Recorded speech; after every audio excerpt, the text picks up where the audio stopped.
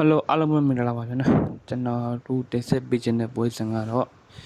ဒီခုညမှာဆီမီကစားတော့မယ်ယူပါလီပထမကြောပွဲစဉ်ပေါ့ဗျာဆီမီဖိုင်နယ်ဖီဘာကိုတင်းတဲ့မန်ချက်စတာယူနိုက်တက်တင်းတဲ့ပွဲစဉ်ပေါ့ဒီပွဲကတော့မြန်မာစံတော်ချိန်တနာရီခွဲဒီမလေးရှားစံတော်ချိန်3နာရီမှာဆီမီကစားကြမှာပေါ့ဗျာ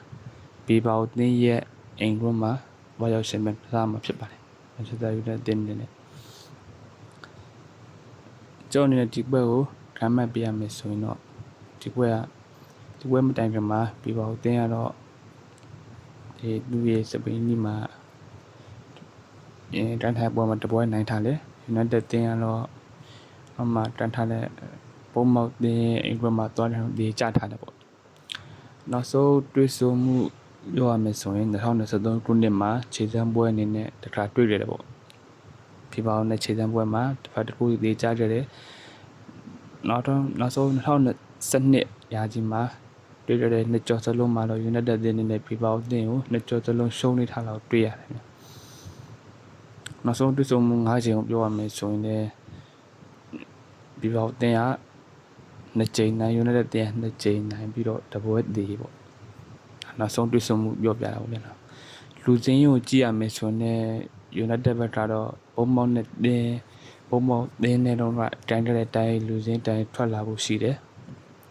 နီးပြလည်းအဲ့လိုဝန်ခံထားတယ်ပေါ့နော်လူအနေနဲ့ဒီလူစင်းကိုပုံမောက်တဲ့ပွဲတော့မောင်စတယောက်ဒီကလူစင်းထောက်ရတဲ့အကြောင်းရင်းကဒီဘီဘောတင်းရဲ့ကစားပုံနဲ့ပုံမောက်တင်းကစားပုံနဲ့ကစားပုံစင်တူလို့အဲ့ဒါကြောင့်မို့သူ့အနေနဲ့ဒီကလူစင်းစတယောက်ထုတ်တော့ပြောကြရတယ်ကျွန်တော်ဒီနေ့အဲ့ကြောင့်မလို့ပုံမောက်နဲ့တင်းနဲ့ပွဲတော့ဒါတိုင်းလူစင်းတန်ထုတ်လာဖို့ရှိတယ်ပြီးတော့ဒိုင်ယာလူစင်းနဲ့ United ကစပင်သွားတဲ့လူစင်းမှာတော့အမတ်တီယာလိုနဲ့ဒီလစ်တော့ပါသွားတယ်ဗျာဟိုမှာတော့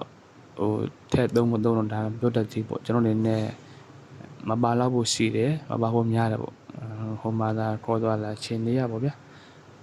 ရကန်တော့မထက်မသုံးရကန်တော့များတယ်ကျွန်တော်ပွဲရလက်ခံမဲ့မယ် United အနေနဲ့ဒီပွဲမှာဒီတော့မဟုတ်အနိုင်တော့ကန်တော့လုံးဝမရှုံးနိုင်မဲ့ပွဲတစ်ပွဲပါဘာဖြစ်လို့ဆိုတော့ယူပါလီမှာယောပါမကန်နေတဲ့ဒီနေ့ကတော့မရှုံးပွဲမရှိသေးတာက United တင်းမရှိပါတယ်ဂျန်နက်တင်းကတော့ရှုံးပွဲလေးရှိကြတယ်ရှုံးပွဲတွေ့ကြတယ်ရှုံးပွဲမရှိသေးတာ United တင်းပရီးမီးယားလိမှာဘယ်လောက်ပဲချိန်နေဆိုပါတော့ဒီယူပါလီမှာရောက်တော့ရင်ကစားသမားတွေရဲ့စိတ်သက်တွေကစကုန်တော့မြေလုံးအနေထားမှာရှိတဲ့အတွက်ကြောင့်မလို့ United အနေနဲ့ဗီဗာကိုကွန်းမှာတော့တရားတာဆိုပေမဲ့လည်းဘေးသုံးဖို့အနိုင်ပေါ့ဗျာရလဲယူဆောင်နိုင်မှကျွန်တော်လည်းတင်ပြမိပါတယ်ကဲနောက်ထပ်ဗီဒီယိုမှာထပ်ဆောင်ကြပါမယ်နော်